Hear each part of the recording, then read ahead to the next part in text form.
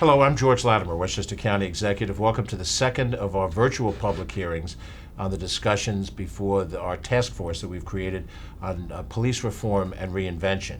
We've had a session occurred last week, and then tonight we're doing something a little bit differently. We have a virtual public hearing, which is what we're part of here, but as well we have 5 locations across Westchester County where there will be in-person testimony delivered. And for those of you who may be watching in one of those locations, we have groups of people at the Riverfront Library in downtown Yonkers. We are at the City Council Chamber in the New Rochelle City Hall on North Avenue. We have a group that is with us at the Field Library in Peekskill.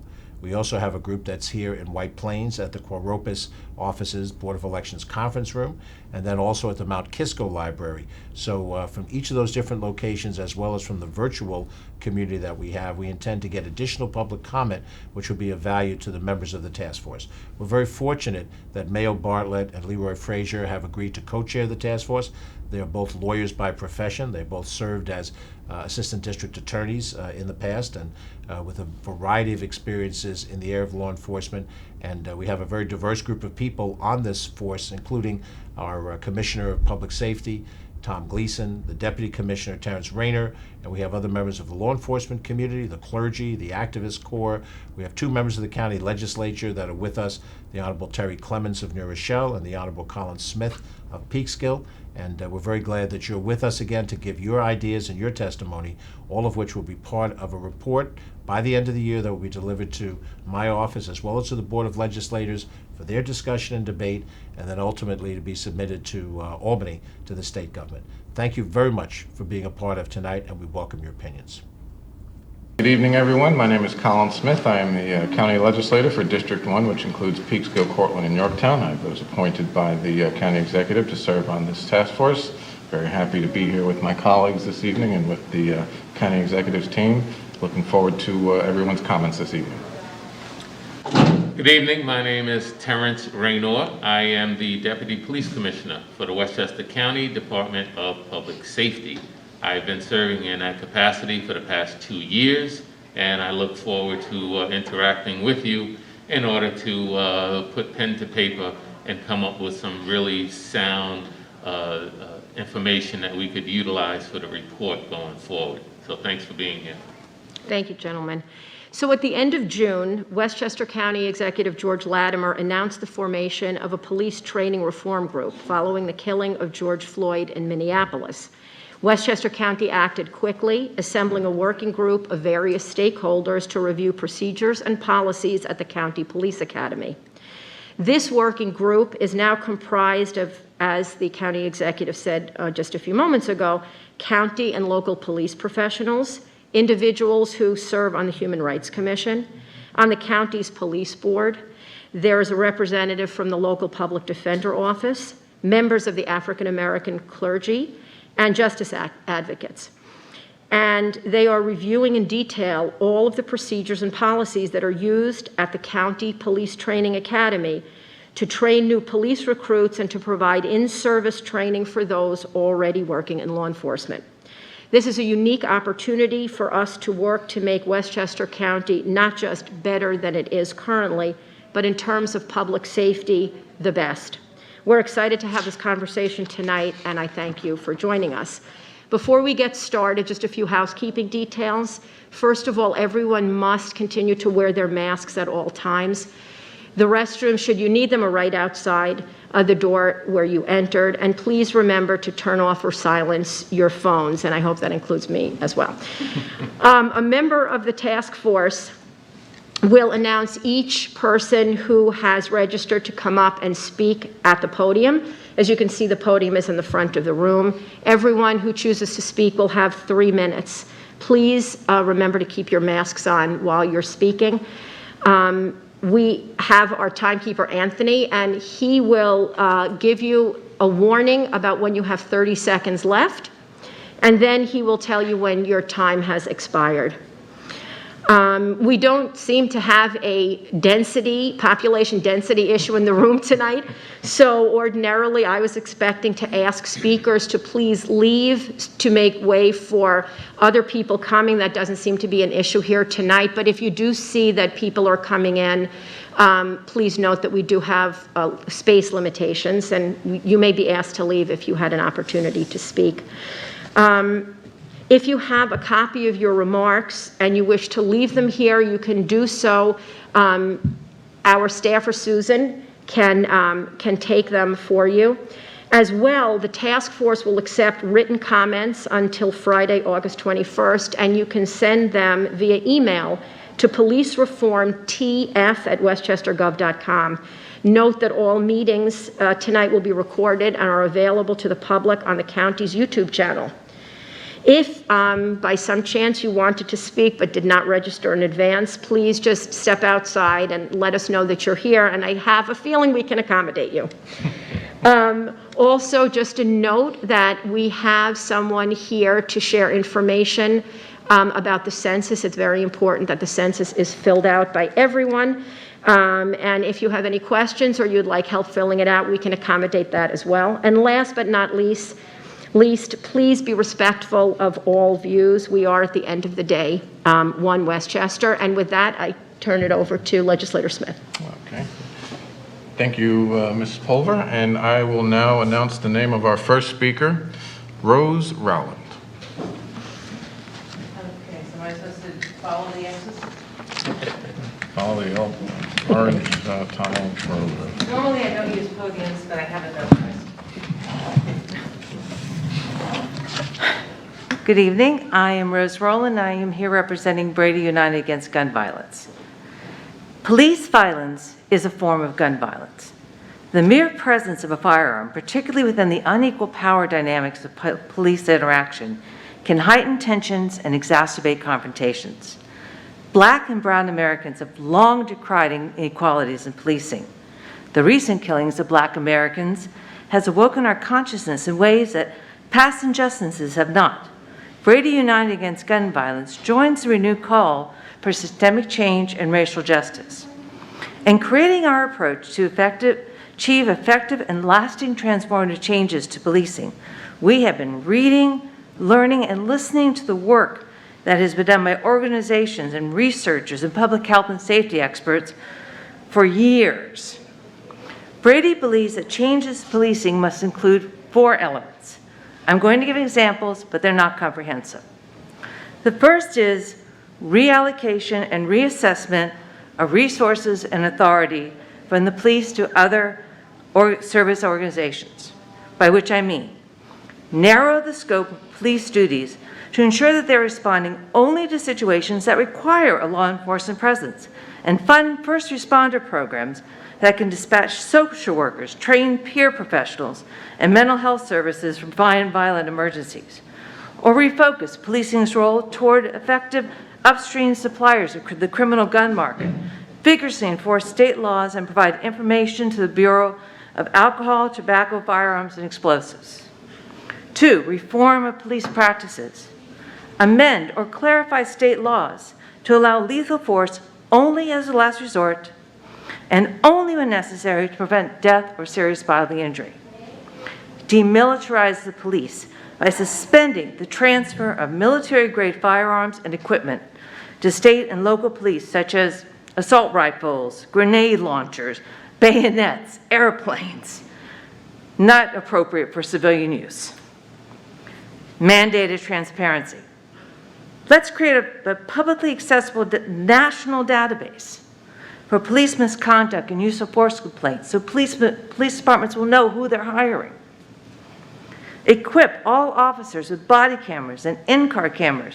Mandate strict requirements for when they are operated and provide broad public access to recordings.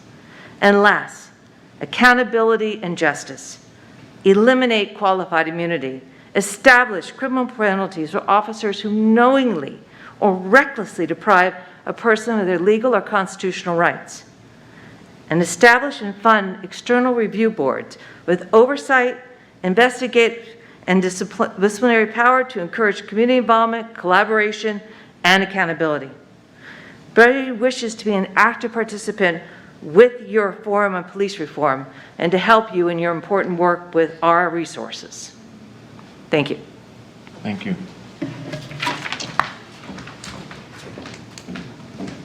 Thank you, Rose. Next up, we have Mr. Aaron Moore.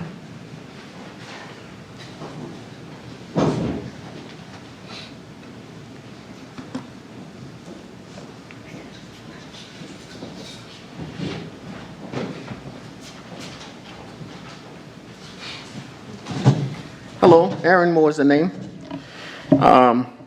I want to start by saying I think we all know what the problem is. The current policy, which allows police to think they are invincible, needs to be changed.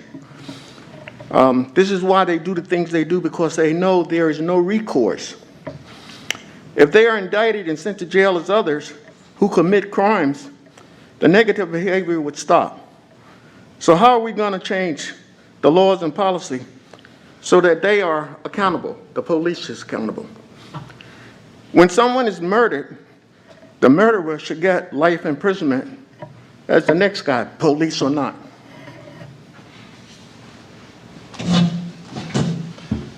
Thank you, Mr. Moore. I don't think Michelle is here. But next, we have Elise Constantine.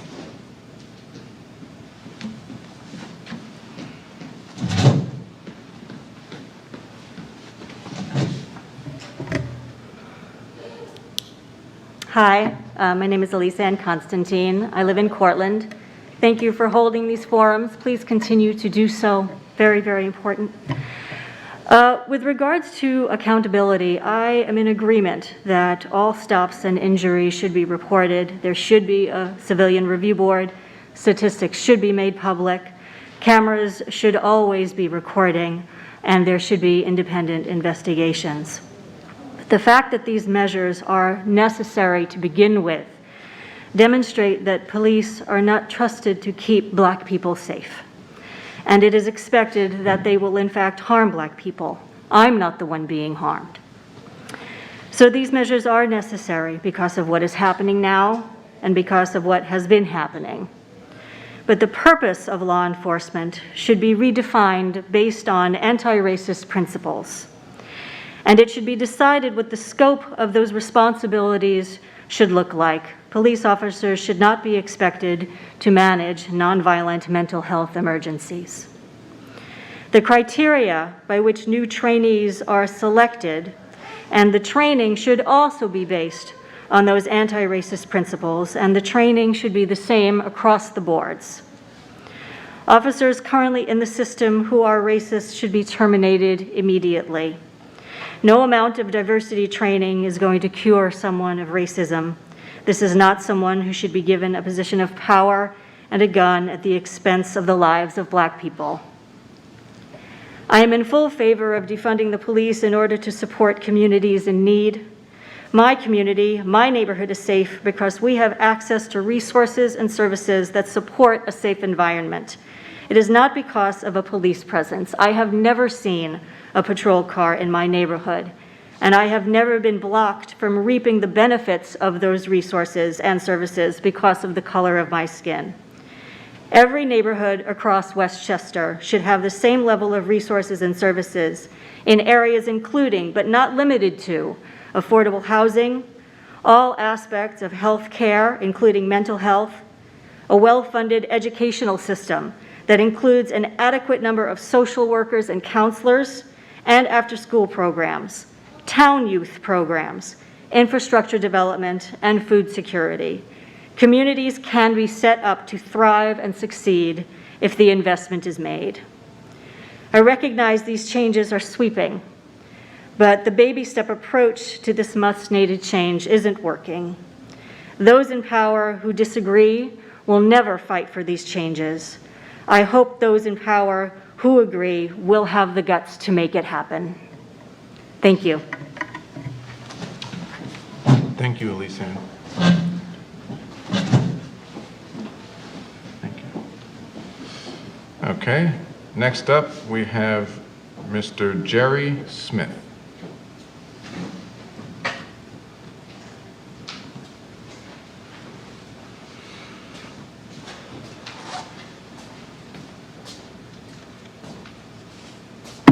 First, I would like to say thank you to the county for having this forum. I think it's long overdue. My name is Jerry Smith. I'm from the village of Ossining, which is one of those villages that is suffering from some of these same things we're talking about here today. I don't have a prepared speech, but I'm going to speak from the heart and say that I hope that the county, not like some villages, will not place the burden on the chief of your police department to come up with the reforms that they're going to do to satisfy the mandate of 2013. Executive Order 203. When I read Executive Order 203, it was 3 or 4 concerns that they had. And that I think that if we put what I'm hearing with every other place I go, that training may be a necessity, that taking the right courses and sensibility may be a reason. If we take that and let that become our focus, we really miss what the governor was trying to do. And when I read his executive order, it says 4 of the things that they may want to do is, 1, we want to have accountability. Second, we want to have the right to know what's going on with police officers when they do something wrong. So we want to have access to those records. The other thing is that, and the most important thing, is that they want to build up a trust within that stakeholders community with the police department. And I hope that we don't go into a tangent where we say, oh, the police chief has the formula because he has these ideas that's going to satisfy the stakeholders. I think it's important for you and all other agencies that are responsible to bring this change that the government is asking for, is to have the stakeholders tell you what they believe their need is. When you ask the person who was shot how I feel or something, he can tell you better than somebody else who reads in a book. So I think it's important to have the stakeholders. This should be a stakeholders up reform. I think as a person that lived 72 years of either racism or discrimination. I'm not speaking for something I read, I'm speaking for something that I experienced. So when you ask me, is these things possible or do they happen? Yes, they do. We also have to keep in mind this. Not only is racism a part of it, we have a corruption in the police department. Let's be real with that. We know that. We know that it is some people that's corrupt. And some of their behavior may be stemming from that corruption. So I hope that we will look at all of the things that may contribute to it, but keep in mind that this is not a police department reform. It's a reform that the governor has asked the community, the local municipalities to enforce. And I think one of the mandates is that you go out and you have dialogue with these stakeholders. And I don't know if they meant that it's in this form, but I think that it's important that stakeholders know that they're going to have something to say with it. So I hope that something good happens and that this will not be the only state communication that you're going to have with the stakeholders. And I just hope that we move forward and have a good society. Thank you, Mr. Smith. And just as a reminder to submit comments to the task force, you can send them to the email is policereform, T as in Tom, F as in Frank, at westchestergov.com. Did I get that right? You did. Okay. You did. And they're still accepting comments Till Friday. through Friday. So you can tell your friends that they can also submit comments. At this time, do we have any more? don't. No? Okay. We have Mr. McDonald, who serves on the task force. Oh, we have a seat for Mr. McDonald right up front. You know what? Good evening, sir. I'm going to scoot over and let him sit next to you. Okay. Is it? Mr. McDonald, there's a seat for you at the table. Yeah. Oh, I meant this table. Yeah. Sorry. We've been waiting for you.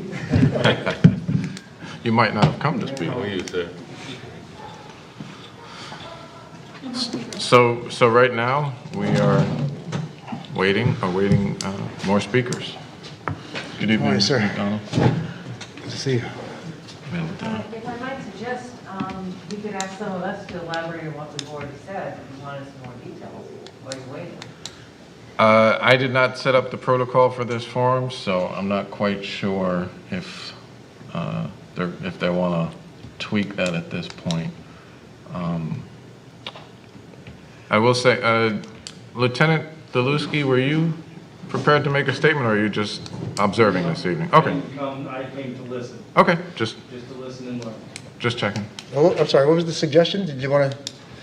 Expand. I mean, we've all done very fast speeches. If you would like to ask us more about what we were speaking of, or maybe there were some things we went over so fast that you didn't hear us, we can repeat it. And we're here. Sure, why not? If we're waiting. Is that okay?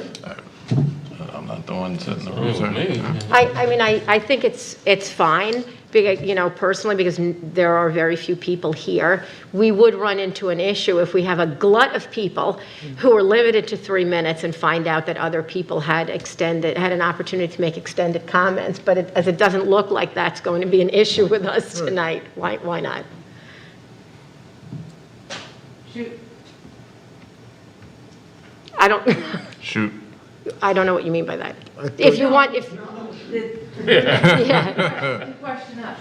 Oh, this is a hearing for us to Right. listen to you. I apologize. I thought you wanted an opportunity to make further comment, to expand upon the statement that you gave to us. And I was just inviting anyone who wished to expand on what they said, because we don't have many people here, to, if they wish to take that opportunity, to feel free. But this is not, and this is really intended for the task force members to listen to what members of the public have to say.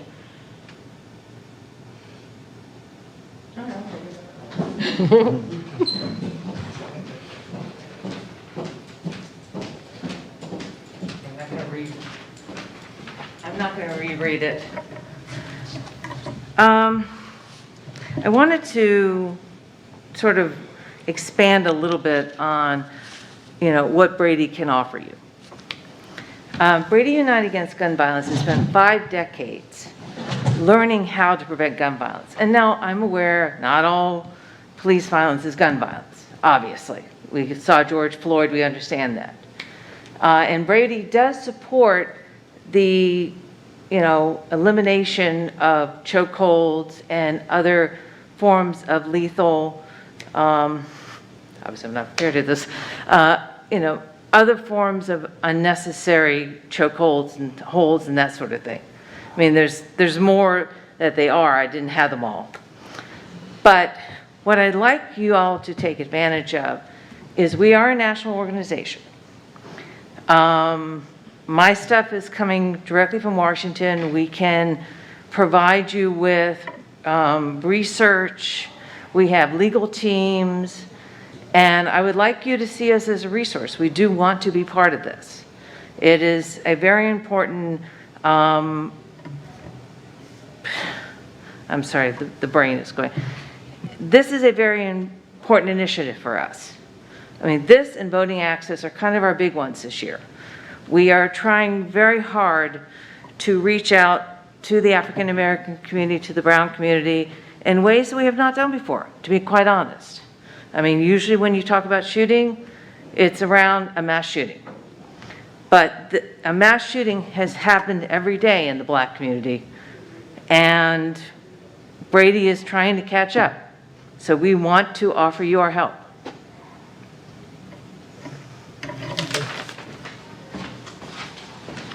Thank you. And Rose, if there's any further information that you wanted to submit on behalf of Brady, you can send it to the email. I'm working off of an unpublished piece, but I will tell them that we can submit that. Yeah, please do. Thank you. Mr. Smith, yes.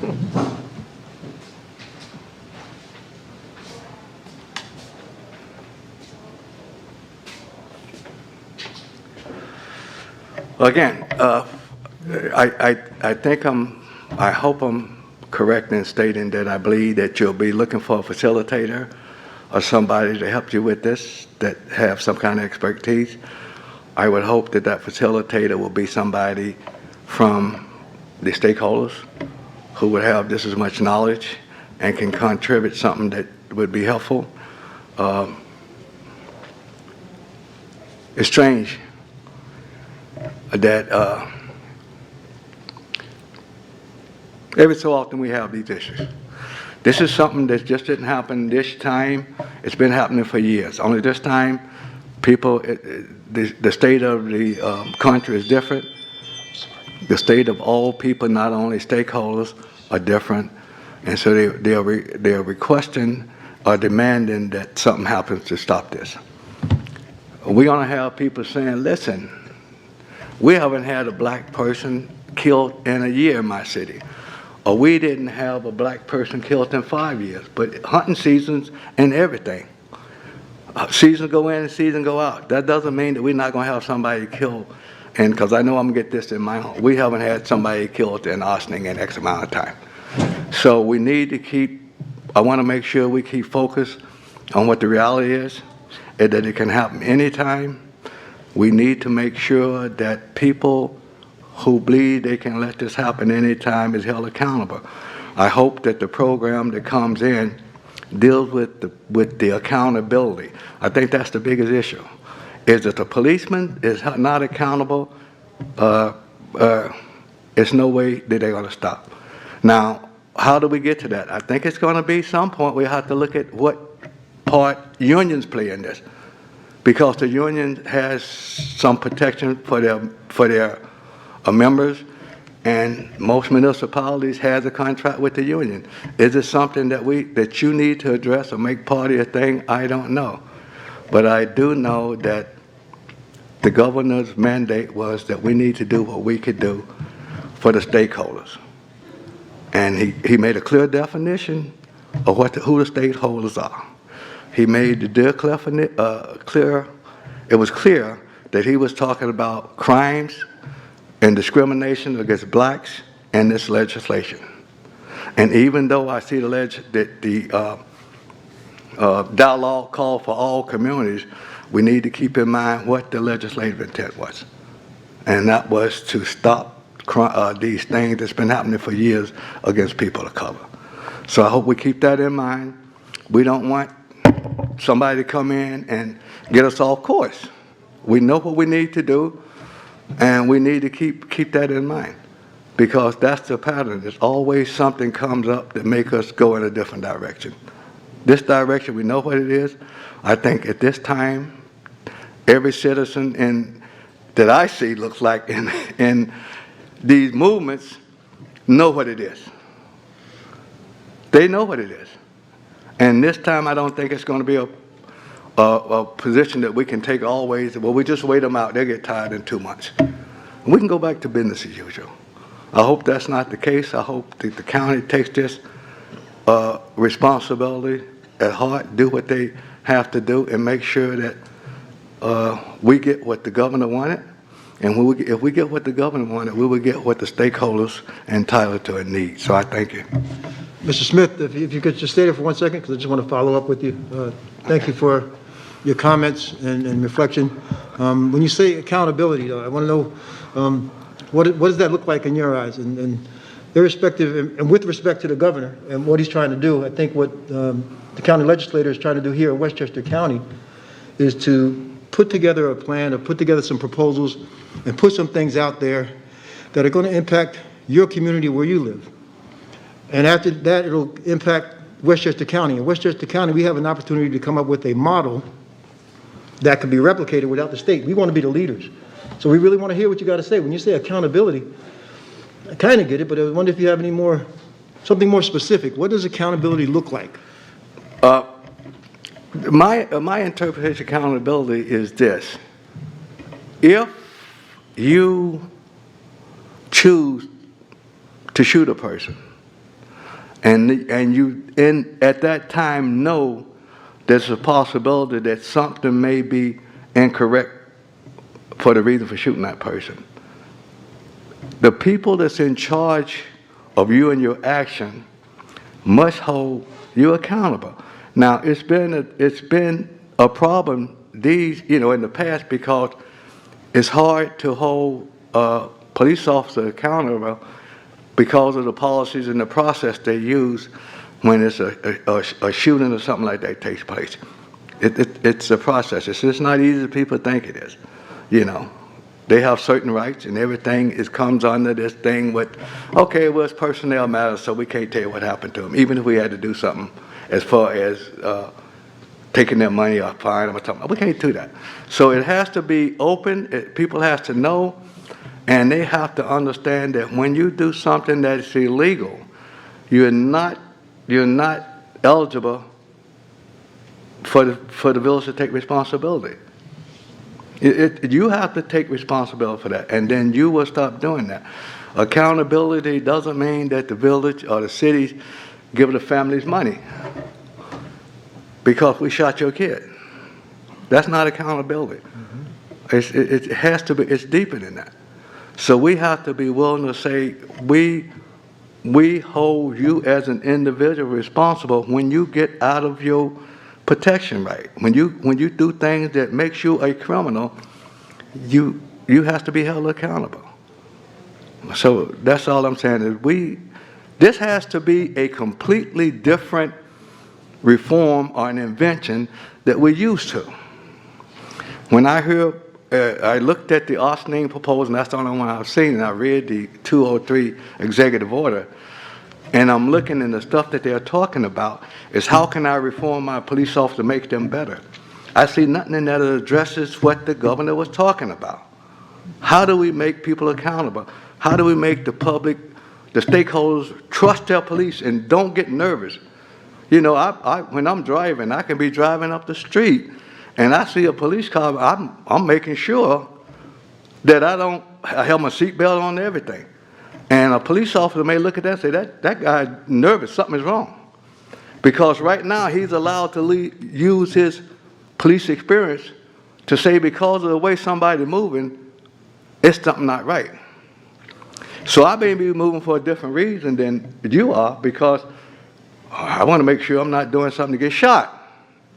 So these are some of the things that we need to look at and a part of that accountability thing. You're not going to be able to come up and say, because of my police experience, I can tell when a person is doing something illegal and when it ain't. It's wrong.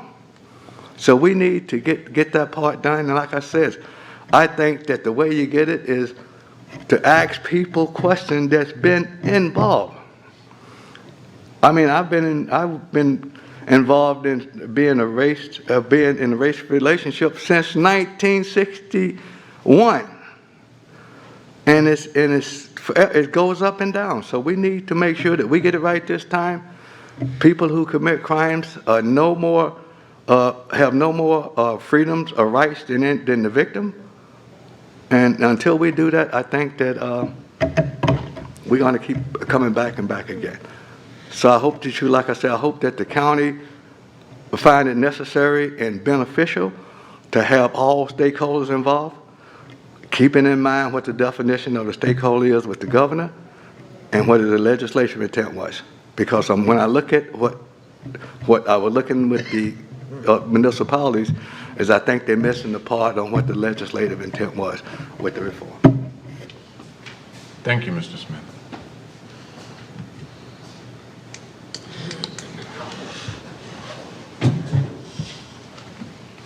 Mr. Moore. Yes. Come on down. I want to say, Again. I'll wait here. First of all, I want to say thank you guys very much for holding this forum. I didn't get that in before. And I'm only coming back because, Martin, you were not here, but I spoke in regards to what I think accountability is. If an individual, policeman or not, commits a crime, he should be indicted, tried, and sent to jail upon finding guilty. Choking somebody for 8.5 minutes, I think, that's clear. I mean, come on. Shooting somebody 46 times, I think that's clear. You don't see it happening in the white community. There was a guy with a bomb. He blew up several things. They left him alive. I don't get it. Accountability. Put them in jail. Just, if they commit a crime, policemen or not, they should be indicted, tried, and sent to jail. Mr. Moore, if you would just stay there 1 second, because I really need to hear a little bit more. I mean, why do you think they're not going to jail? Why do you think that's not happening? Well, Jerry's touched on it. Mr. Smith touched on it a bit. It's the unions that's protecting them. It's the people who are allowing the government to do it.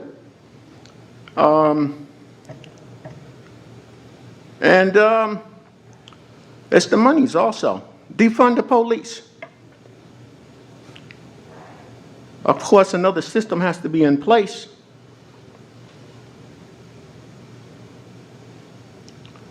You okay? All right, yeah. Thank you. Thank you, Mr. Moore.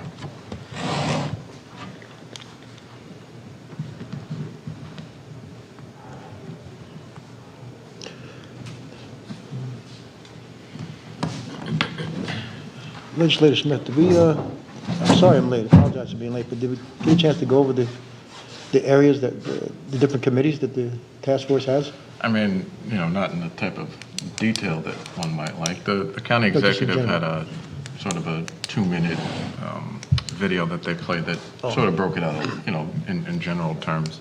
But, I mean, I'm just, I mean, I know the format was to just sit here and listen, but just to sort of speak to some of the things that have been raised with respect to what the county's role is, as I see it in this process, as, you know, pursuant to the governor's executive order, relates to addressing these issues of accountability and training, among others. But those seem to be really the primary thrust of the task force at this point, addressing those issues as they pertain to the Westchester County Department of Public Safety, because that is the policing agency over which Westchester County has jurisdiction, has authority. We don't have authority over the local municipalities or jurisdictions. That said, I think the hope, and certainly much of the conversation that members of the task force have had up until this point, is that whatever recommendations are made to the county executive as a result of this task force, as they relate to the Department of Public Safety, will in fact model, I believe you talked about that, Mr. McDonald, be a model for the cities and the towns and the villages, and will foster, you know, better interaction. Oh, thanks. Better interaction, you know, between the county and the local jurisdictions. I will say that I was just handed a list of the task force was appointed back in July. There's approximately 45 members, I think. The county executive went over at the beginning what the, you know, sort of what that was, you know, who they're comprised of. Since then, there have been 6 what they're calling working groups or subcommittees of the task force that have been established. And I'll just sort of go down the list. There is a working group for transparency, accountability, community engagement, training and equipment, qualification and recruitment. Recruitment is another, I think, you know, a couple of people spoke to that issue up there. And policies and procedures. So it's a multi-pronged approach to address, you know, the issues that were, you know, raised here at the podium this evening.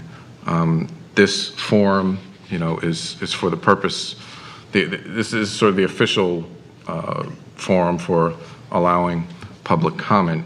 That said, I mean, you know, this is an ongoing conversation, right? Whether it's here at this forum or whether it's an offline conversation. I've had conversations with at least 2 of the 6 people sitting in this room offline about this issue. and I'd be happy to leave, I'll leave my card for anybody who wants to contact me with further thoughts, ideas, questions, or what have you on this.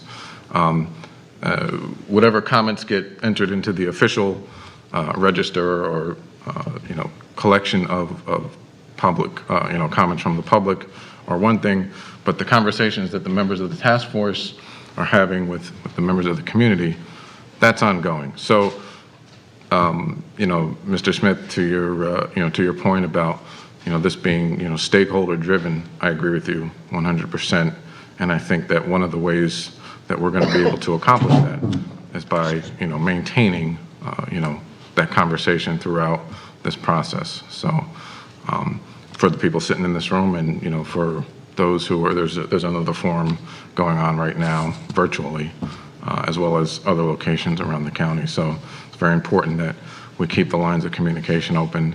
And I think I speak for, members of the task force when I say we're all, available to hear what you have to say on these issues, up until, from now until the time when the final recommendations are made to the county executive's office, because it's important. It's important that we hear what the concerns are, what the suggestions are, from all over the county, and that's what we're trying to do here tonight. But also, we'll continue to do when we leave here this evening. So.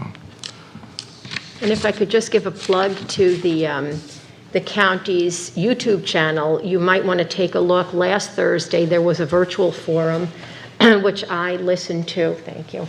And I think all of you in this room would find the comments of members of our community very interesting, who they weighed in virtually.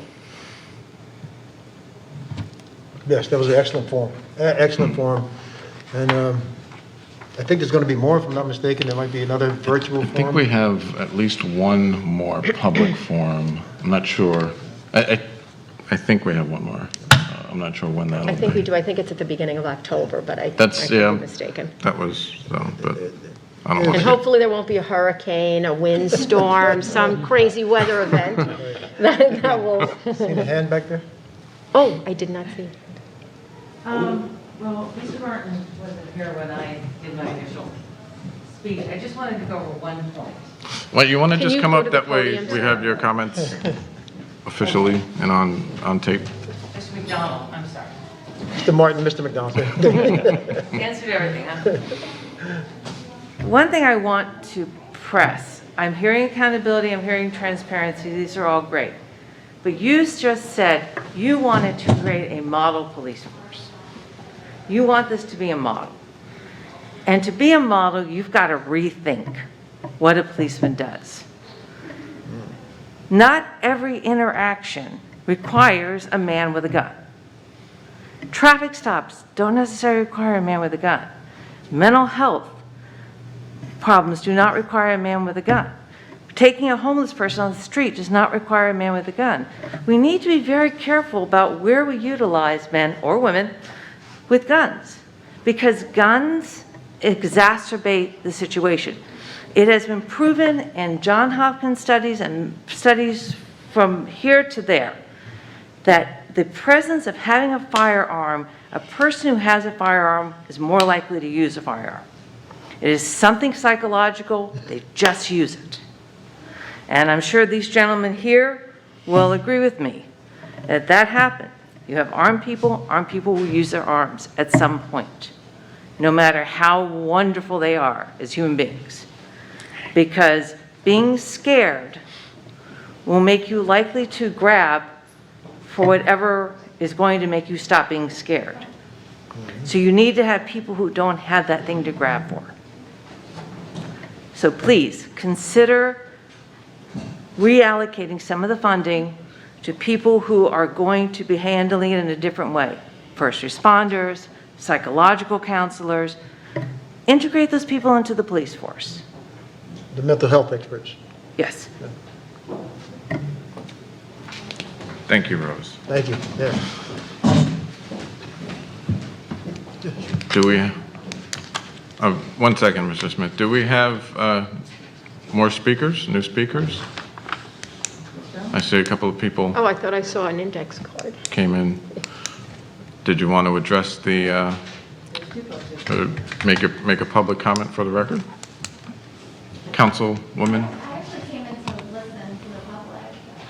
Okay, well, we have gone through all of our speakers, and we are now, just kind of, so come on up. Peekskill City Councilperson Vanessa Agudelo, for those of you who do not know. Good evening, everyone. My name is Vanessa Agudelo. I'm a Peekskill City Councilperson here.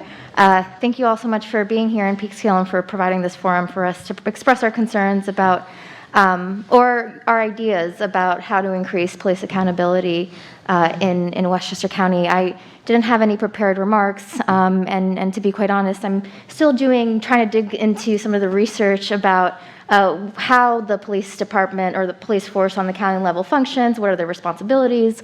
My understanding that a lot of their responsibilities are kind of patrolling the highways, our parks. I understand that there's a few contracts out to give or to service school districts as SRO officers.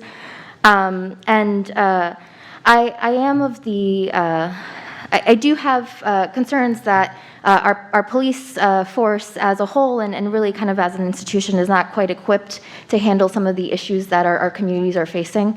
And I think that we really need to take a strong look at the data and not the data as it's compiled and organized into a report, but the raw data. I understand that there's some data available, and some of that is available on the Westchester County website, but it's kind of already compiled. It would be great to see a lot of this data be, again, raw data in Excel sheets so people can kind of organize it the way they do. I don't have a full grasp as to whether there is racial disparities on the stops, the ticketing, the violations.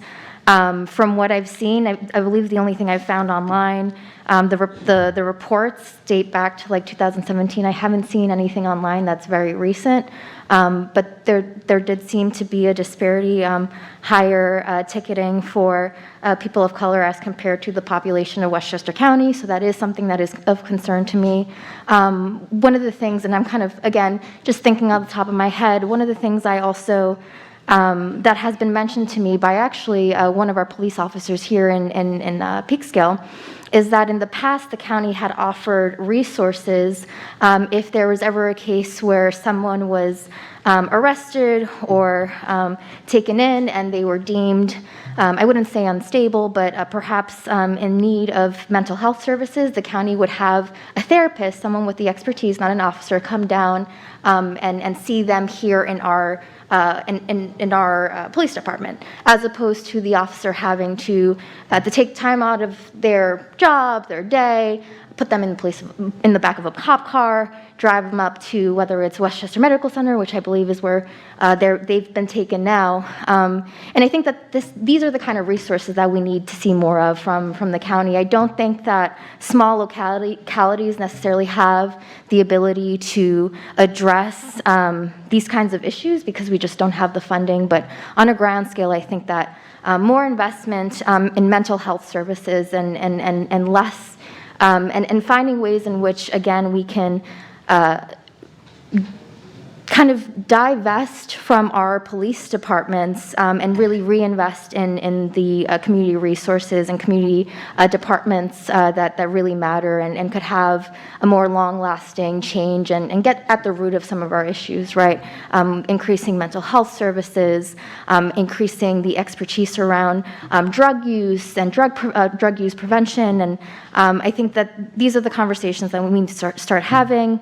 And also, again, finding ways in which we can lessen the interactions, I think, with our, some people, I mean, growing up in Peekskill, I've seen how, because of their interactions, because of negative interactions that they've had with the police, people don't necessarily feel very comfortable. And there's been a lot of ideas thrown around, community policing, increasing, kind of bridging that gap.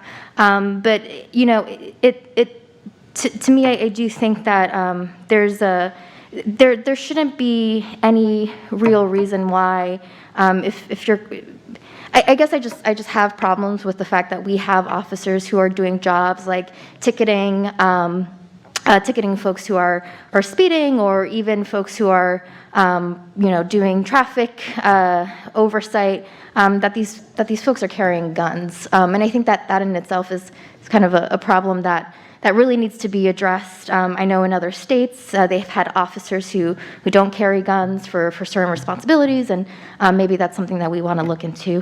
But anyways, that was kind of a bit of a ramble, but I do kind of look forward to hearing what everyone else has to say. I look forward to doing my research and hoping to hear about all the other concerns and comments that have been made at all the other forums. And I'm looking forward to what comes out of this task force, and I'm very hopeful from hearing about all the folks that are made up of this task force, and I'm excited to see what comes out, and I look forward to continuing being in the loop and being engaged on this issue.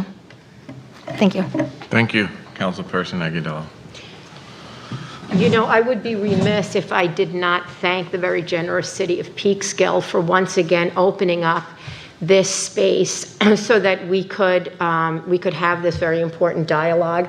I don't live in Peekskill, but I can say that I have been in this room more times than I can count, listening to and being part of very important community conversations that advance the interests of all of us. So, council member, thank you. Appreciate it. I just want to check with Mr. Madden to see if he had any. Did you want to address? Don't worry, Mr. Smith. We will circle back to you. Just want to kind of do the order thing. Okay, thank you.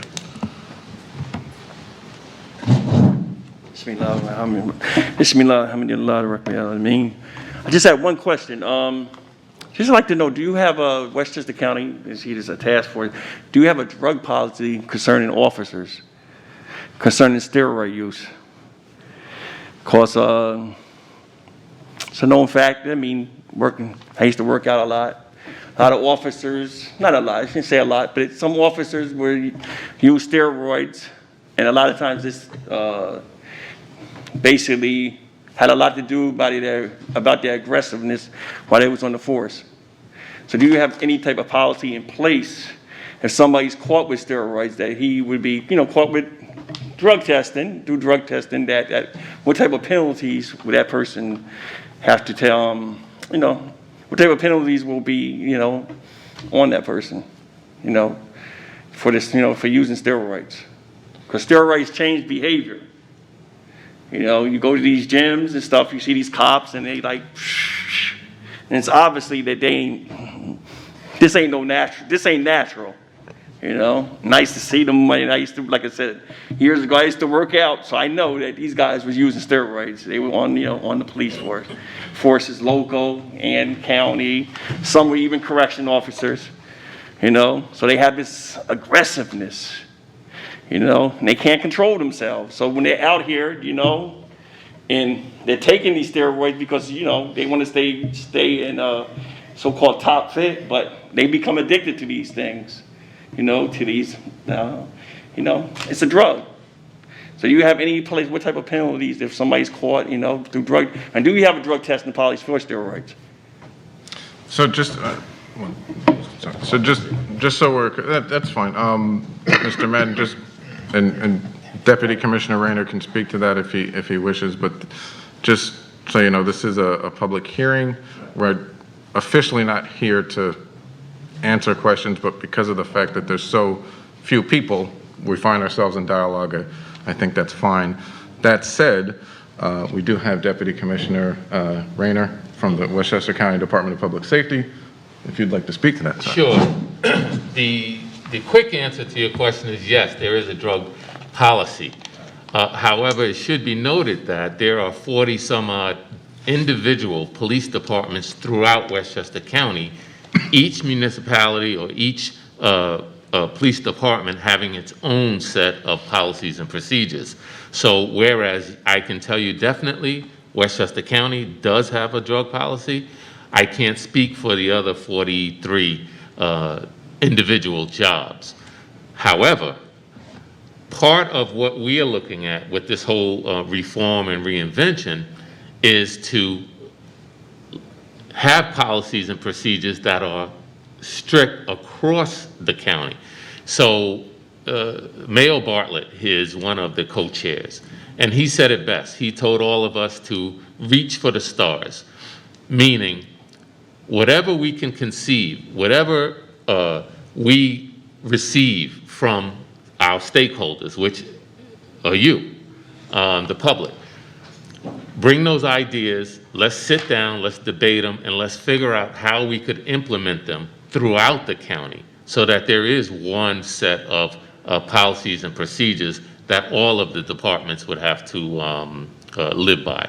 And so, to your point, yes, I think that's a great idea, and that's certainly something that we'll bring to the group to talk about how we could have a universal or countywide policies and procedures on drug use.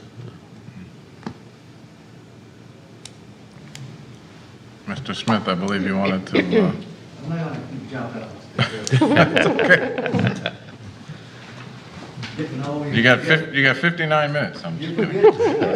Stuff as you get older, it's not like you can get up.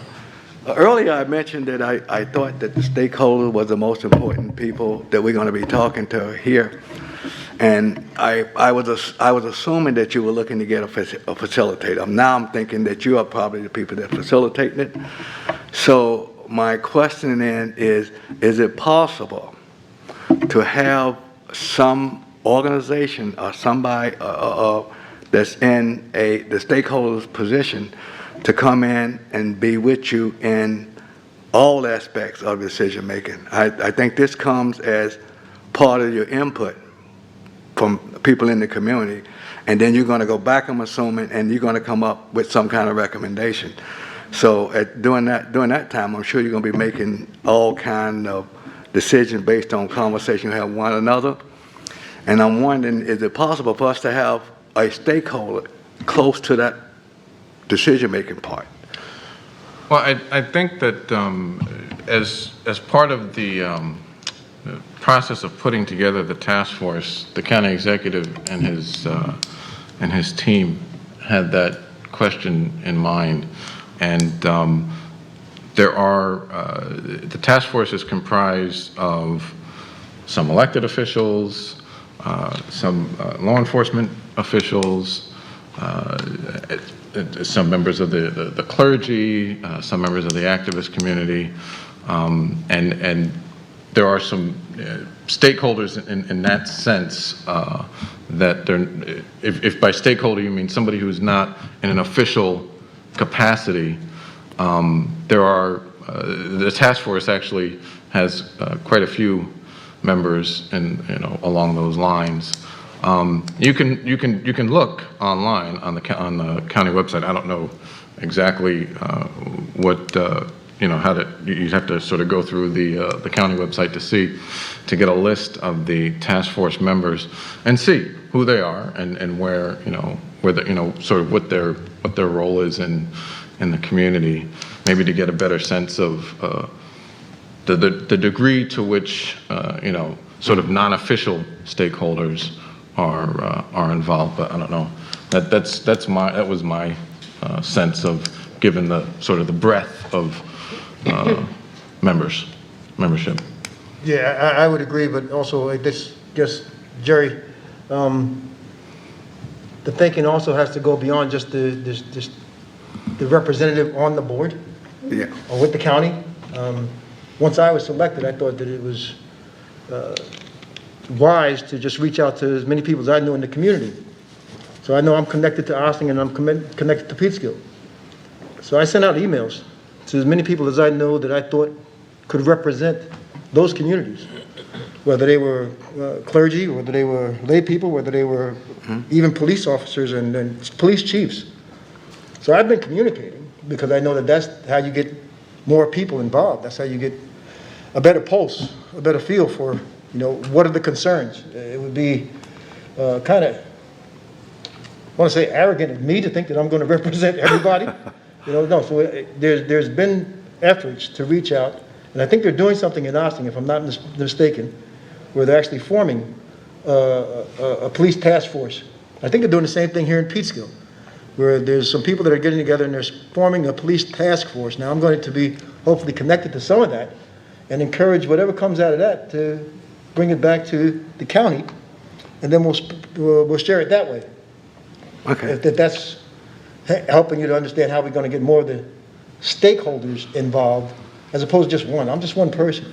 Now, but the reason I said that, not because I don't think you're a great person. No, no. I know that you're a great person to represent. I know that. You know I know that. But I'm saying that when you read the statute, when you read the executive law, it clearly states that one of the mandates is that you have dialogue and conversations with the stakeholders. And that doesn't mean that a police officer stakeholders by definition are the people that's been affected by this injustice. Absolutely. Okay. So my question was, at some point you're going to have to make recommendations to the county or whoever for what you think would get us to where the governor wants to be. And during those dialogues, we're not going to be there now because we'll come in a public forum. Somewhere it's going to be behind the door, and it's going to be between you and whoever it is that you're representing. So my question was, is it possible to have some of the people who feels that they've been treated unjustly to be at that table when you're formulating these things that you're going to represent? That was. Well, I can tell you, Mr. Smith, that for the count, and remember too that this task force that we're representing here this evening is for the County Department of Public Safety. Okay. Each municipality, my understanding of the executive order is that each municipality has to also put together a plan for reform pursuant to the governor's executive order, and then make that turn that into the state. So as a resident of Ossining, you would and I'm assuming it sounds to me like you probably already have been in touch with the town board, the police department in Ossining, to be involved or to see how they're putting together their task force, or how they're going to come up with their recommendation. I know they're working on it here in Peekskill, out in Yorktown. Every municipality has to do this if they want to, in order to comply with the executive order, or they risk losing funding. Essentially, is what it comes down to. So they have to do that. Now with the county, because at the county level, there's roughly 1 million residents in this county, and so it gets a little more complex when you're trying to figure out who you want to put on a task force like that. And actually, in my subgroup, I'm on the accountability subcommittee, or working group, as they call it. And Kenneth Chamberlain Jr., who I'm sure you're familiar with, is also he's a member of the task force. He's in that subcommittee as well. Somebody who is a member of the community who was directly affected by police brutality. And so there are stakeholders to the extent, in the sense that you're referring to, on the on the county level, and I agree with you that at the local level, that's something that you would want to push for in terms of their board, their task force, so that the voices of those who are, who have experienced, the kind of police action that this task force is comprised to address can be a part of that conversation. I 100% agree. Okay. I was just concerned. And I just wanted to, if I could follow up, there will be an additional opportunity, at least one other, for people to make comments so that everybody on the task force has an opportunity to review those comments, and I can assure you that we will be doing that and taking your wisdom and helping to fashion steps moving forward. I did also want to take this opportunity to pivot a little bit, not so disconnected from this conversation. I did want to mention that if you have not registered to vote, we have some voter registration forms outside. That's another important way to make your voice heard. So if there's anybody who would like to register to vote, we have the forms outside for you to do that. So when is the next time you're going to have this forum, or you don't know yet? We don't have a date yet, but I think it's likely to be sometime in early October, I would say, at this point. So, Thank you again for having it. well, thanks for coming out and participating. Appreciate it. I saw Rose first. I feel like I'm in class. I'm not going to do the walk of shame. Do you know? You know what, Rose? We're going to have to ask you to do the walk of shame. Just Let's call it the Walk of Fame the instead walk of of shame. fame. Did I say shame? Fame. The walk of fame. Ask you a question. And I'm actually this one for me, not, oh, somebody left their phone up here.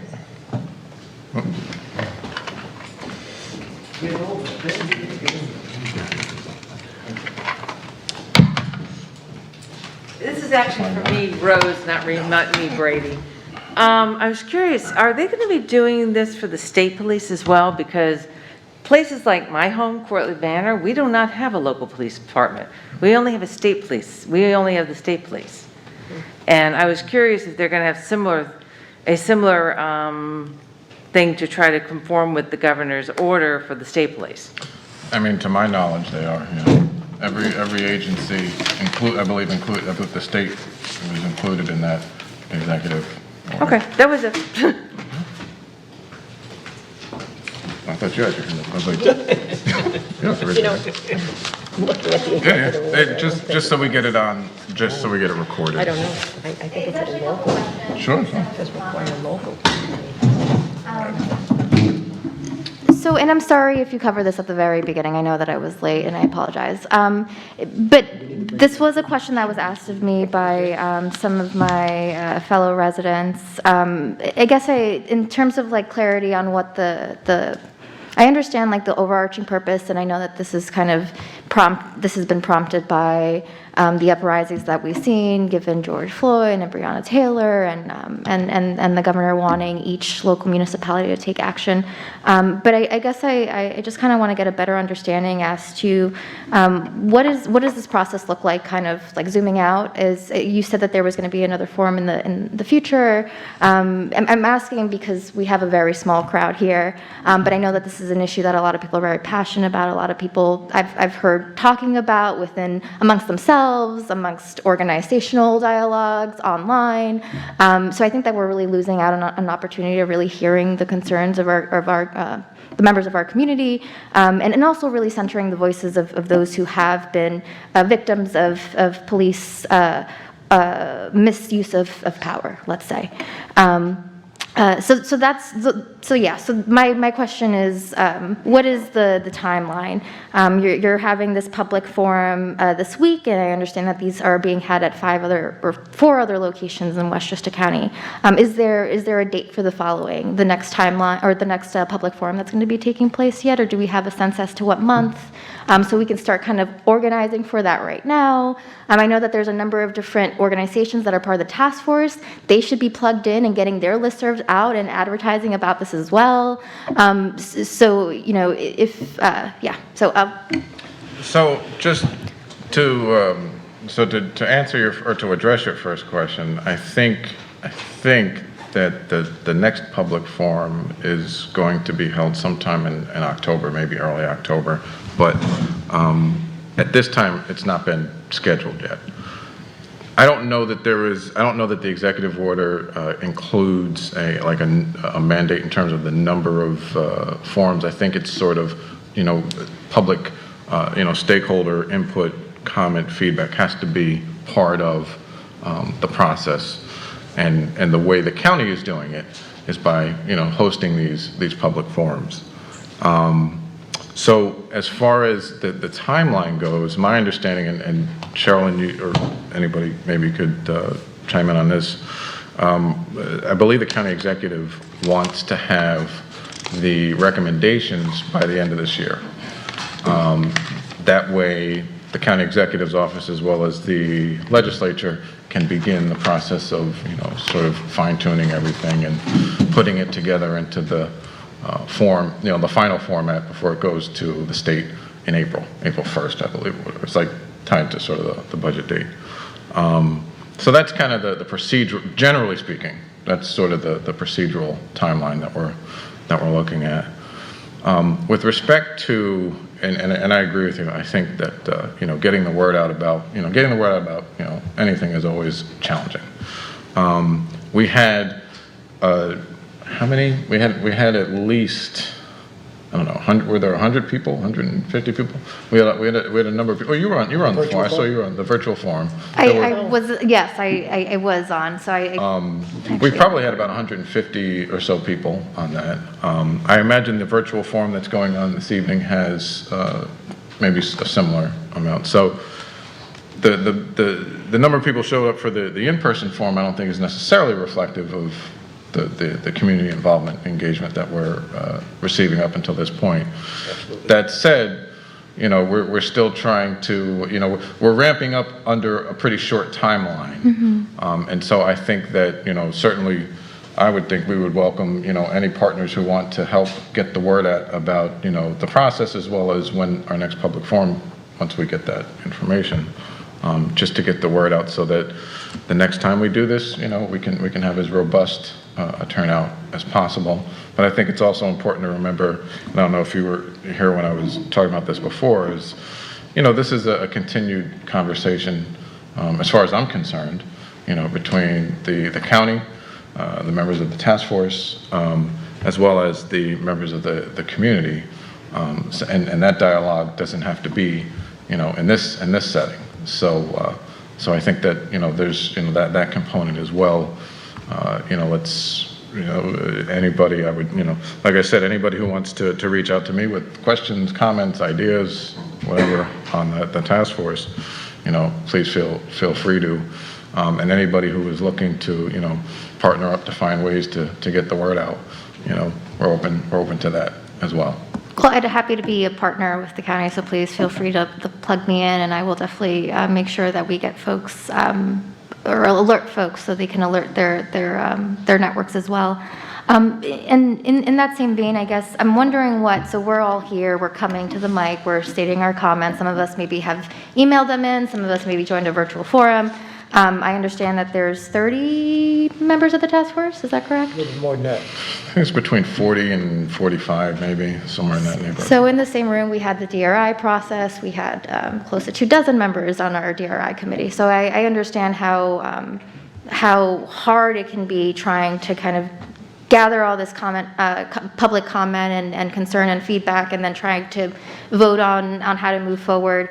But they had a lot of kind of advisement from the consultants that had been hired by the state. So I'm just wondering how this is all being now put in front of each task force member, and how they are to kind of decipher what it is, how they are to advise, how they are to compile this report. How does that going to work?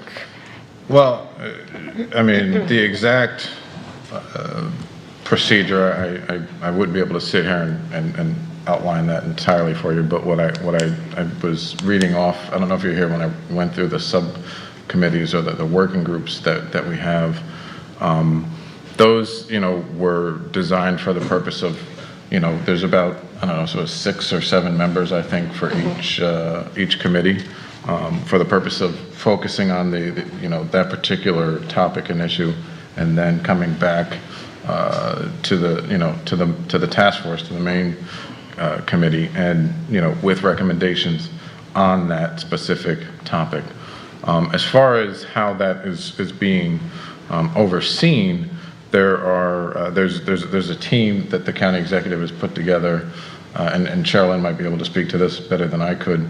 Members of his staff, essentially, and I don't know if they're all members of his staff, but that are overseeing sort of logistics side of making sure that all the task force members receive updates about meetings and sort of where we're at, next steps in terms of committee meetings, things of that nature. So there's an internal process that's going on that is just for housekeeping purposes to keep the process going. Right, but are there votes taking place? Like how? Because my understanding is the task force has only met once so far, and was that a public meeting?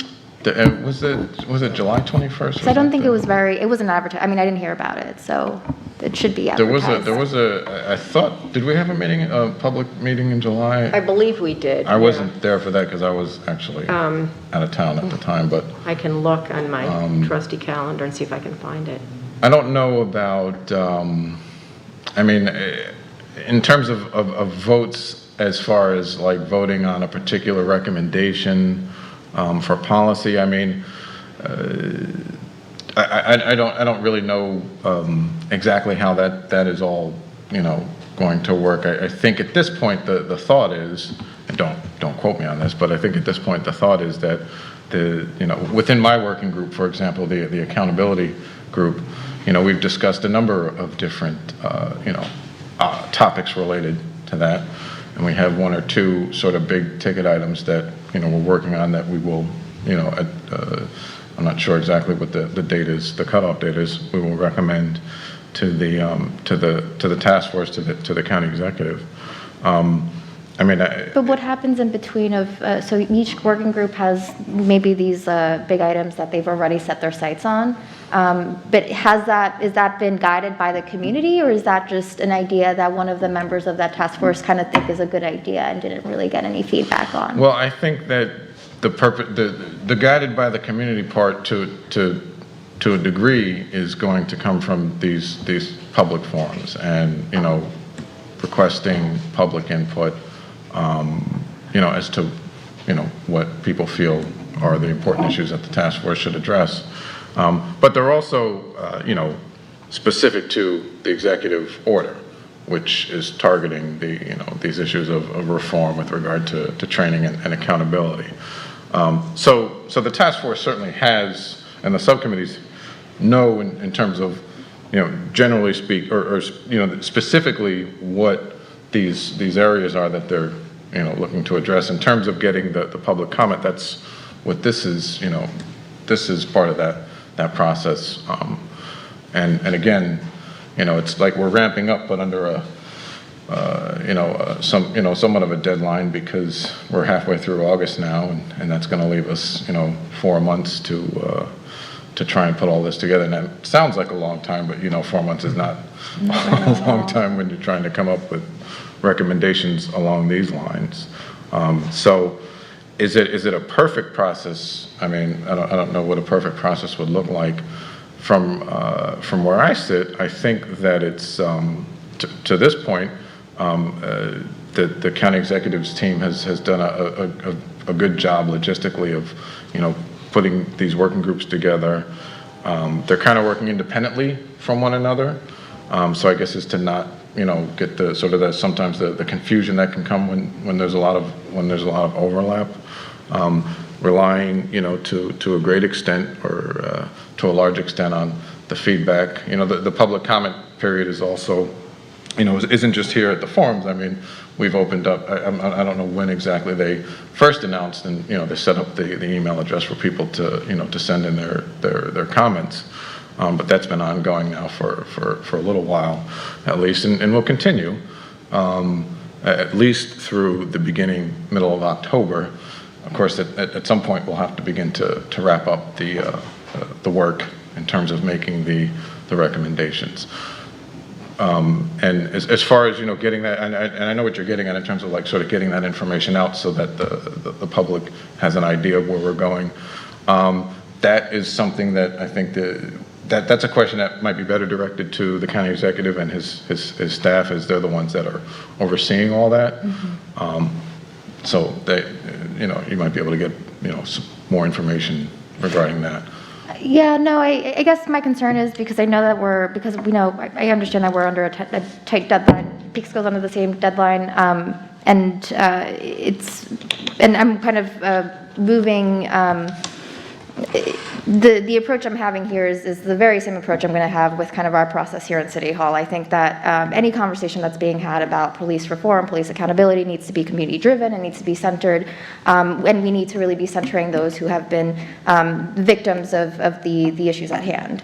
I'm concerned not just about Westchester County, but about municipalities across the state that will go into kind of a more performative checking off of boxes. We're doing this, we've done that, we held this forum there, we looked for comments, but there's, you know, we really weren't intentional about wanting to get the community voice and integrate that as part of the process before anything is really written in stone. And also, I'm also not clear on like the teeth that the task force has. Like, is this report that's compiled, is that going to be voted on by the BOL, or I'm a little confused about just the powers that are being held by the people of these task force. I understand that there's also a police board that has existed for a few years now, is my understanding, a smaller board made up of like 7 members. You're talking about the county police board? Yeah. I know there is a county police board. I don't know. I think there was. I don't know if there's any members of that board on the task force. I'm looking at you. Yes. Okay. Yes. Robert Tucker is one of those who is on the police advisory board, Westchester County, and he's a member of the task force. I'm not sure which working group he's in, and no, Kitty's not. Yeah, I think there was. Yeah, she's not. There's a county legislator who's on the board, but she was, I think, initially going to be on the task force, but they didn't, for whatever reason, they decided against it. So I think Tucker is the only member. Yeah. And then, yeah, so that's maybe kind of, and perhaps I could chat with you offline and we can kind of flesh out some of these details. But just so I can allow for other folks to come up here, the other thing I wanted to raise was in terms of complaints. How are complaints made? And not that this is a Q&A, you don't feel forced to have to answer me, but is there an independent agency, or is that within the Department of Public Safety? Who takes those complaints? Could we take a look at them and reach out to those folks and have them and kind of be intentional about wanting to get their concerns about their interactions? Because it seems as though they took a step to want to make alert the department that there was what they felt a misuse of force or not force, but perhaps actions that should not have been taken or place. So I'm just wondering how complaints are taken, what the process are around them, and how we can kind of draw from there, because it seems as though, you know, those are issues that we're aware of, and how can we make sure that we're addressing them and integrating them into this report? Do you want to speak to the process of? Well, with respect to civilian complaints, okay, civilian complaints are taken officially. They can be taken online, or the individual can come into police headquarters and file a report with the desk officer. However, we take complaints with the county police, that is, any way we can get them. That is, social media. If someone complains in social media, it makes its way to us. It's assigned to our Special Investigations Unit for an investigation. Word of mouth. Oftentimes, members of the legislature may hear from their constituents and they want to make a larger complaint. We will get the information. We'll send investigators out to speak individually with those people and conduct an investigation that way as well. So any avenue that we can think of that a complaint comes in, we make sure that it's investigated. Now, having said that, I'm on the policies and procedures work group, and one of the recommendations was that we have our police advisory board actually take in civilian complaints and then have those filtered through them and then move over to the police department for investigation or a civilian complaint review board. So that's why it's so important that we sit down with the public and find out how you feel the police should work, and then guide our policies and procedures around what you want. Are those complaints memorialized? Every complaint has to be memorialized, yes. In order for it to be investigated, absolutely. And are those things that the task force members are looking at? Like what level of, because I'm assuming a lot of people may not have the expertise or not, it's not an assumption, but I know that even as a council member myself, I don't necessarily have the expertise in knowing what I should be looking for when I'm looking at the police reports, how to draw conclusions from kind of the data I have in front of me. So I'm just wondering what level of resources have the task force members been provided to ensure that they're kind of up to the task to make these decisions on behalf of the community. Well, I don't think every task force member is going to have to do that, Vanessa. I don't think that's up to every task force member. I think that's probably, at least my understanding is that's something that we're looking for the communities to do. You're asking, what is the county going to do? I think he's asking. Well, because I don't feel like that information is available to even myself. So if you're looking for the community to kind of come and give comments on that, those resources have not been given to the community for them to truly assess what the issues on a county level for our public safety department are. Right. So that is my concern. And if you have working groups who kind of have an idea on what it is they want to work on and what they are passionate about, that might be great and all, but if you're not truly integrating public feedback, then you might as well just kind of all be having a meeting all on your own. I appreciate your points. I'm going to leave it there. I think you raised good points. Did you want to say something? I was just going to say, I take your point and just want you to know that we have essentially limitless opportunity to access resources. So these conversations are dynamic and ongoing, and there's no unanimity of opinion that I've experienced so far during these conversations. And so when additional information is needed, expertise is needed, opinions are needed, we have the opportunity to do that. Right, and I also think that there's certainly an appetite to have access to this information for the purpose of helping, inform the conversation. I do not know the exact nature of that process, how easy or difficult it would be, the length of time that may be involved. These are things that have been discussed to some extent.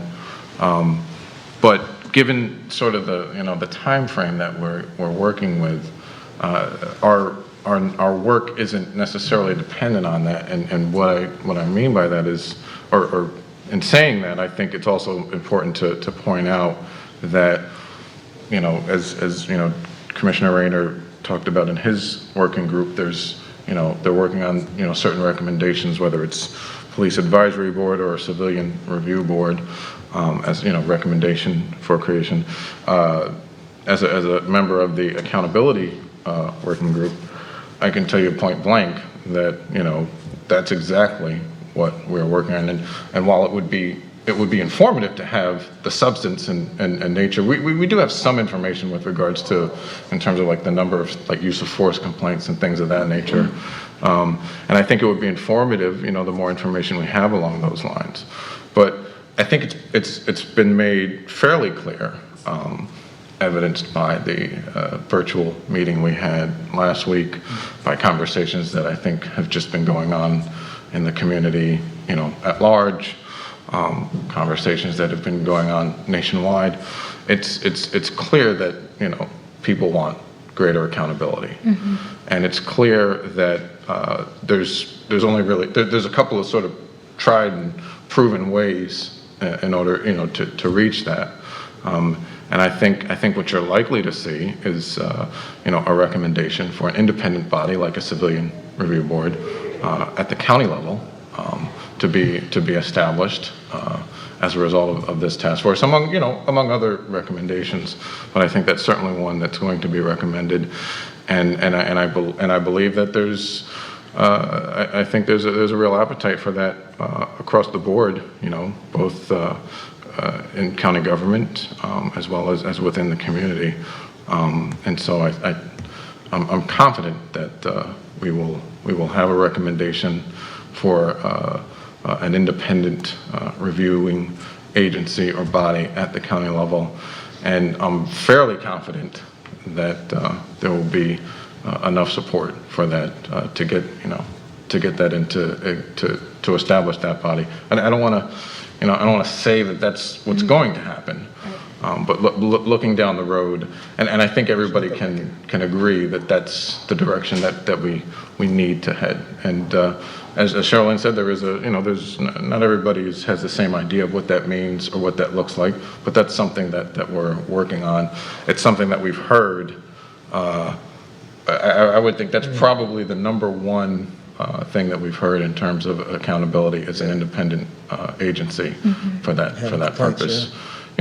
And I don't want to go into too much more detail on that, and you and I can certainly speak more offline about this. But I get where you're going. I mean, I get the concerns that you have and the questions that you're raising. They're all valid, and we're trying to put all this stuff together as we're sort of moving really moving forward at a fairly quick pace to meet the governor's deadline. And so, but having these conversations are all a part of that. But I think that most of the members of the task force are very mindful of these issues, and I think we're for the most part on the same page when it comes to that.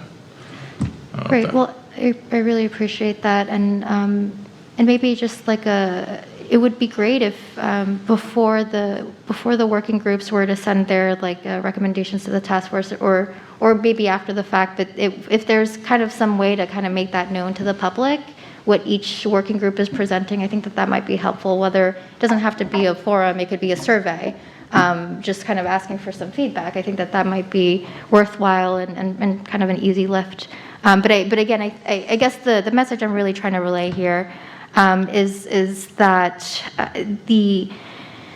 I want to make sure that the community is truly being centered here, and that their voices are being heard, and that as you are all kind of being equipped with all this information, because I know that a lot of this is new, the way that the information is being compiled, please see us, and I'm speaking about the larger us, as community members, as a partner, because there's a huge amount of expertise within the community. I know that the Westchester Coalition for Police Reform has been doing an incredible job of compiling data for budgets and municipalities. They're doing that all on their own. And if they had the access to the information that I think a lot of us elected officials, either on the local level or on the county level had, it would have made their lives a lot easier.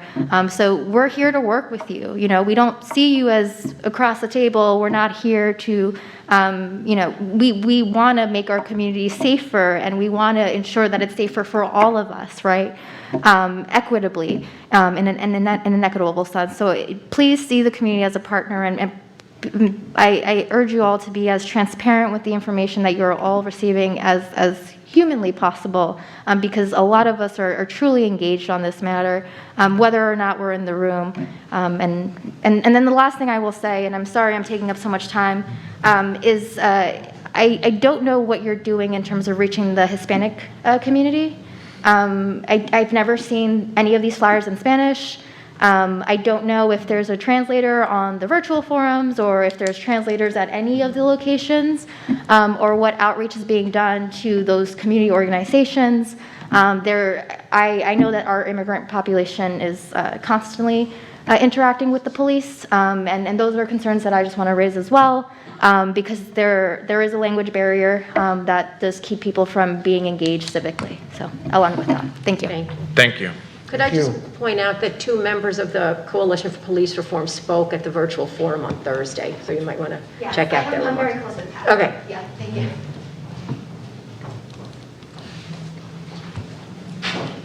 Walk of Fame, Rose. Walk of Fame. I just wanted to follow up on something you said and something Vanessa said. Brady, of course, is very much in favor of these external review boards, and I wanted to ask you, is there currently an external review board made up of members of the community? Does that currently exist? I mean, again, we're focused on the county Department of Public Safety. The commissioner just spoke briefly to sort of the process of the complaint, the complaint process. there is no civilian review board at the county level. Traditionally, my understanding, at least, is that that has been relegated essentially to local communities. Okay. And to my knowledge, Westchester County has 3 civilian review boards or something like that. Ossining has it's like a police civilian board, or I'm not sure exactly what it's called. Mount Vernon, I believe. Not Mount Vernon, okay. Greenberg. Greenberg has one, and there may be one other. There's no independent body like that, to my knowledge, at the county level. And traditionally, it's been something that has been, local, sort of relegated to the local municipalities. That model is obviously now being, relooked at as a result of recent events, and it's, something that the task force is certainly looking very seriously at, very heavily at. There is something that I would like you to throw into the mix to consider, is these boards can tend to get very hidebound and people live on them too long. And you might want to limit the terms for the members to 1 or 2 years, as otherwise it becomes too much of a chance to curry favor with the members of the board. And I would see I could see that as becoming a real problem. Thank you.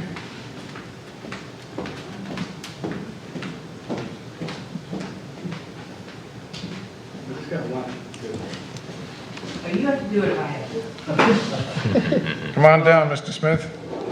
Yeah, this is my last time.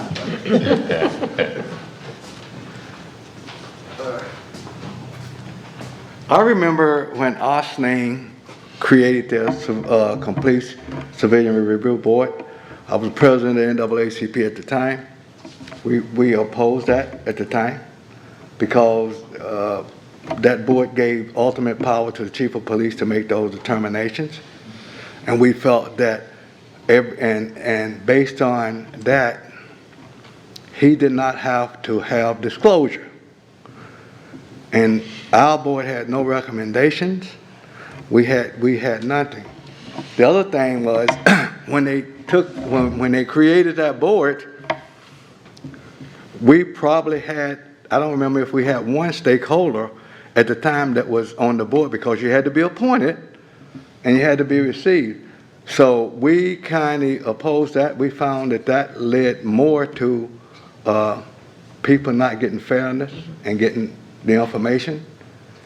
So I'm strictly opposed against having inter-review boards. We tried to get the board to have some teeth. In other words, if we were going to be a review board, we wanted to be able to make recommendations to the board itself. And that board, that was done by the chief of police.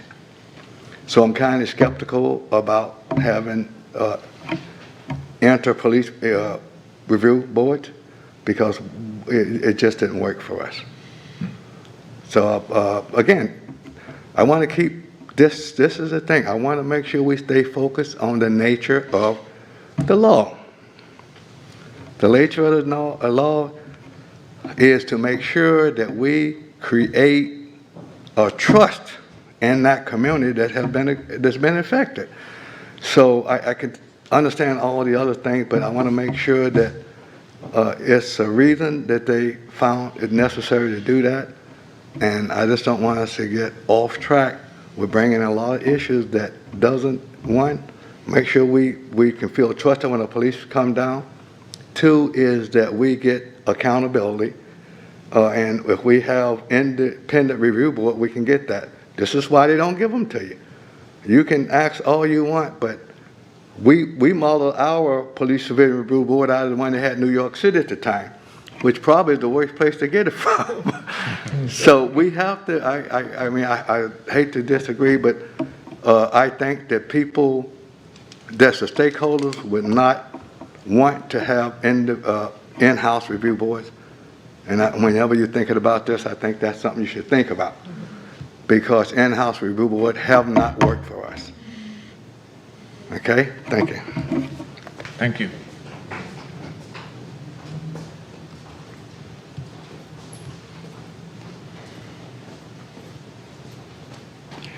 I'd just like to say, whenever you have any type of board, the individuals on the board have to have some teeth.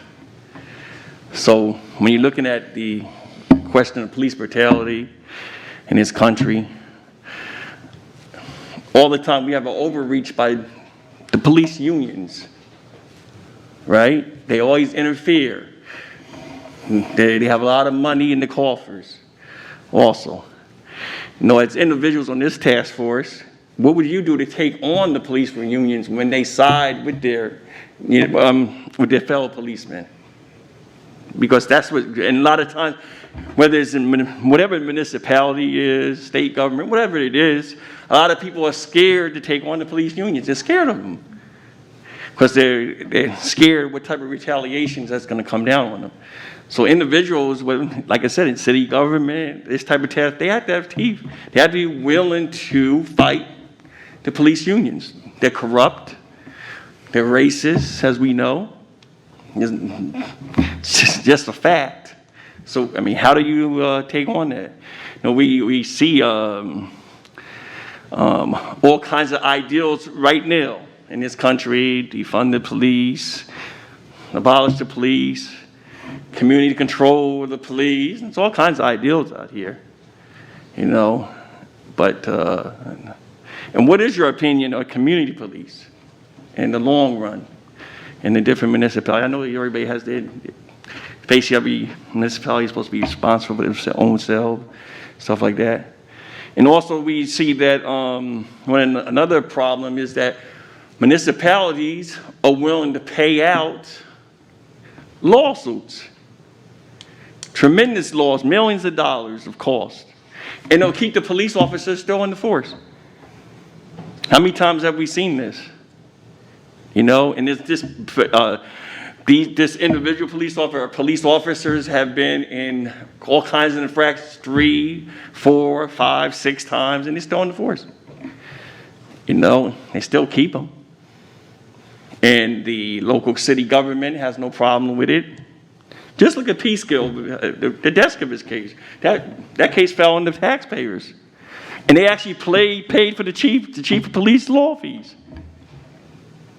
But this is what goes on. So, you know, any type of a task force board, the people on there have to be willing to fight for the people that they say they represent. Thank you. Thank you.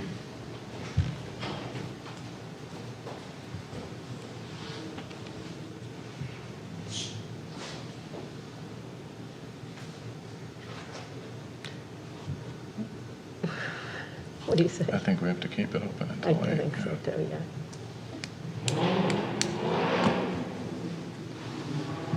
Well, it's almost 10 to 8, and of course, we publicly announced at the forum that this hearing was scheduled from 6 to 8, so even though it doesn't look like we have any new people who want to come in and make a statement, you know, we'll of course be here till 8.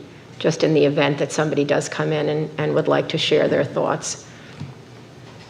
2 of you I saw were looking at the door, and I thought to myself, oh, that would figure. Here I would go and say nobody's coming in, and now people would start walking in with 10 minutes, but. Someone walked in? No. As you said that. Yeah, I know, I heard that. I'm going to take a quick run to the restroom.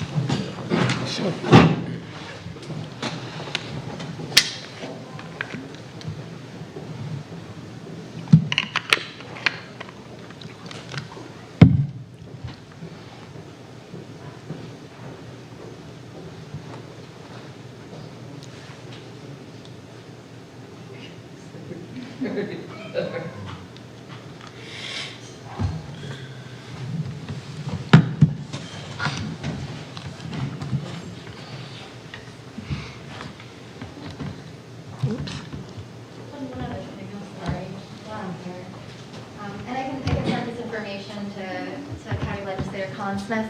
I believe that State Senator Biaggi introduced a bill that that would require for police officers to have to, well, first of all, there was a legislation about a month ago that was introduced, I believe, to essentially get rid of qualified immunity, which I think is a big issue that maybe has been brought up. Senator Biaggi, I think, just recently introduced another bill that would actually require for police officers to carry their own liability insurance. So we here in Peekskill have had to pay thousands, millions of dollars in settlements. And this, I think, would be something that the county should look into. I think that it's a really kind of powerful policy change that I think would really impact our purse dollars, and also require for police officers to feel more responsible towards their actions in those moments as they're taking place. So just wanted to put that out there. Vanessa, can I ask, are you part of the Peekskill task force, police task force? I was not put on the task force by our mayor. Mr. Madden, are you part of the task force? Yeah.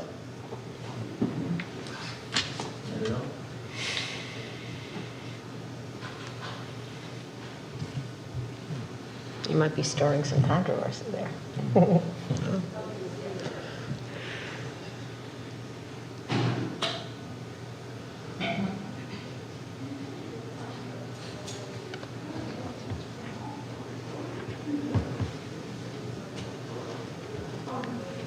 Well, while we're waiting, I checked the calendar, and it looks like the next public hearing is scheduled, at least tentatively, for October 27th.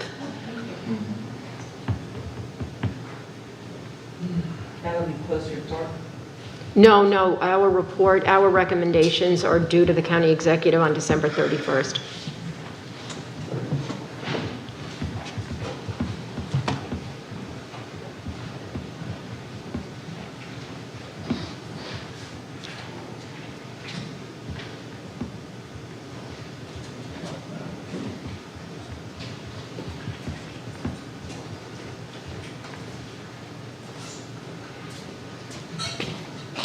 Yeah, if a police officer goes outside the guidelines of what he learns in school, is there any type of, how would I say it?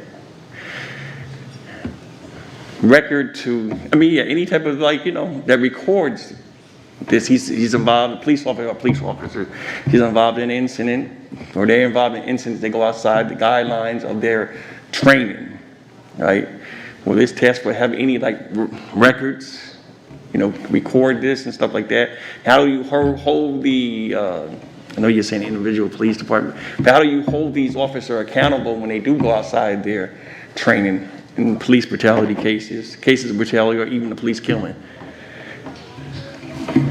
Well, with respect to the Westchester County Department of Public Safety, because that's the only department I can speak on,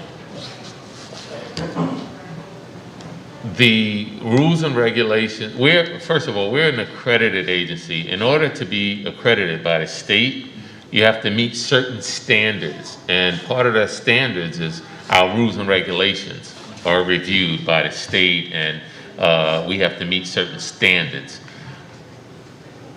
When it comes to violations of the rules and regulations, in this case, you're talking about some sort of abuse of authority, abuse of power, then yes, the rules would apply as far as the incident gets investigated. Recommendations do go, at this point, they do go to the police commissioner with, well, the recommendation is done by the Special Investigations Unit. That's who would investigate any kind of criminal activity on the part of a police officer. So abuse of authority, that would fall under that guideline. The recommendations go to the police commissioner, and then the police commissioner does have the final say on what transpires as far as punitive disciplinary action. Now, going forward, we've been hearing, even in this room, recommendations about having an outside group, a civilian complaint review board. And as someone mentioned, a review board not only to make recommendations, but to have teeth, whereas those recommendations have to be adhered to by the police commissioner or whomever is the final authority. And so I think you're going to see a product coming out with respect to us, the county police. It's also noteworthy that the county police, one of our biggest responsibilities, we run the Zone 3 Police Academy.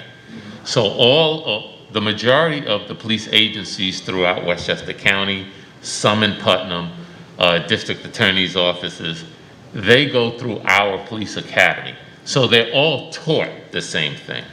But now, to revert back to what I mentioned earlier, every municipality, though, has their own policies and procedures. So when it comes to disciplinary, you have to look at that individual department's policies and procedures to see what, if any, laws were broken, or I should say, well, laws are laws, but what policies and procedures were broken, and if they were, the individual municipalities would now determine what happens. However, going forward, if we're able to combine one set of policies and procedures that end up going countywide, then you would see more consistency in what transpires with respect to disciplinaries and police officers who are being held accountable for some action that they took that they shouldn't have.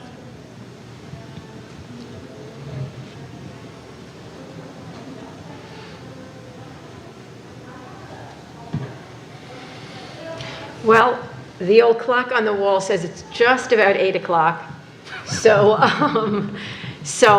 I think it's time to say goodnight and thank everybody for coming and sharing your thoughts with us, and stay tuned. Thank you. Thank you all. Good night.